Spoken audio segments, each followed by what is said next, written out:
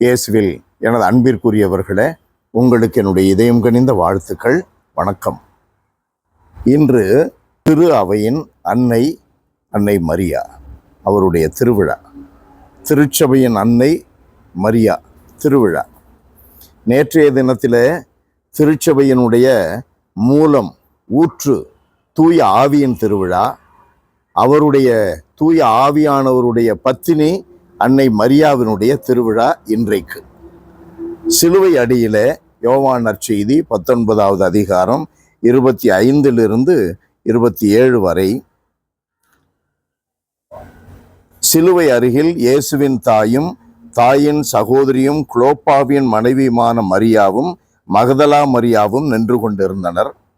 இயேசு தம் தாயையும் அருகில் நின்ற தம் அன்பு சீடரையும் கண்டு தம் தாயிடம், அம்மா, இவரே உம் மகன் என்றார்.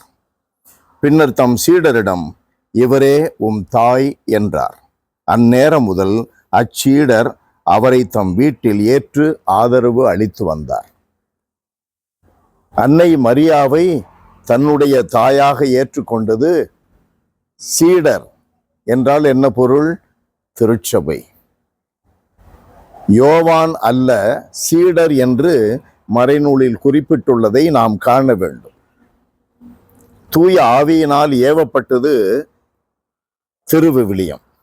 அதில் மிகச் சரியாக ஆவியானவர் குறித்து காட்டுகிறார் திருச்சபையின் அன்னை, சீடருக்கு அன்னை. நீ சீடனா? இயேசுவினுடைய சீடனா? சீடத்தியா? உனக்கு அன்னை மரியா. சீடர்கள் சீடத்திகள் சேர்ந்த இந்த திரு அவைக்கு அன்னை மரியா. திரு அவையினுடைய அன்னை மரியாவை நாம் வணங்க வேண்டும். அவருக்கு, ஆவியானவருக்கு அடுத்தபடியாக, கடவுளுக்கு அடுத்தபடியாக உயர் வணக்கம் தர வேண்டும் என்பது கடவுளுடைய திட்டம், இயேசு ஆண்டவருடைய திட்டம். இவர் உன்னதரின் தாய் எனப்படுவார். 28வது வார்த்தையிலே நாம் 1 லூக்காவிலே வாசிக்கிறோம். உன்னதரின் தாய் எனப்படுவார்.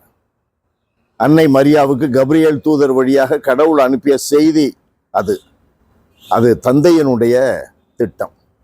இவர் ஆண்டவரின் தாய் என்னிடம் வர நான் வாய்ப்பு பெற்றது எப்படி? 1 அதிகாரம் 41வது வார்த்தை. எலிசபெத் வழியாக தூய ஆவியானவருடைய திட்டம் வெளிப்படுகிறது. இயேசு ஆண்டவர் சிலுவையிலிருந்து சொல்லுகிறார், இதோ உன் தாய் என்று சீடரிடம் ஒப்படைக்கிறார். அன்பானவர்களே, இந்த அன்னை மரியாவை நம்முடைய தாயாக, திருச்சபையின் தாயாக நாம் கருதி நம்பிக்கையோடு பற்றி கொண்டு அவரை பின்பற்றி அவர் சொல்லுவதெல்லாம் நாம் செய்தால் நிலை வாழ்வு நம்முடைய உரிமையாகிறது. இயேசு ஆண்டவர் நம்முடைய சகோதரராகிறார், நம்முடைய நண்பராகிறார், நம்முடைய மீட்பராகிறார், நம்முடைய கடவுளாகிறார். அவரை ஏற்று வாழ்வோமா?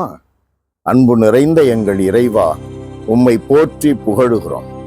இந்த உலகில் எங்களை படைத்து வளர்க்கிற நீர், எங்களுக்கு மீட்பு கொடுக்கும் திட்டத்திலே உம்முடைய திருமகன் கிறிஸ்துவின் தாயாக, உமது தூய ஆவியின் பத்தினி மரியாவை எங்களுக்கு தாயாக, இந்த திருச்சபைக்கு தாயாக நீர் ஏற்படுத்தி இருக்கிறீர் என்பதை மிக தெளிவாக நாங்கள் கண்டு உமக்கு நன்றி அளித்து ஆராதிக்கிறோம்.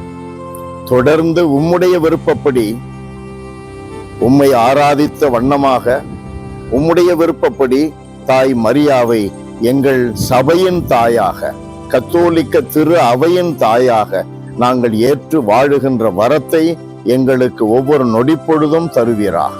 இயேசுவின் நாமத்தில் ஜெபிக்கிறோம் பிதாவே. ஆமென், ஆமென்.